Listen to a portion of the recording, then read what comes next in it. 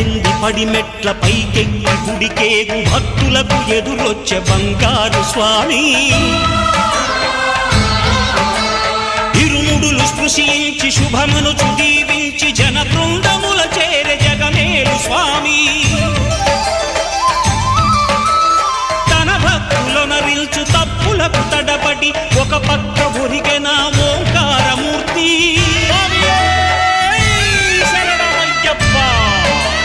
స్వాములందరూ తనకు సాయము కాగా ధీమంతుడై లేచె ఆ కన్య స్వామి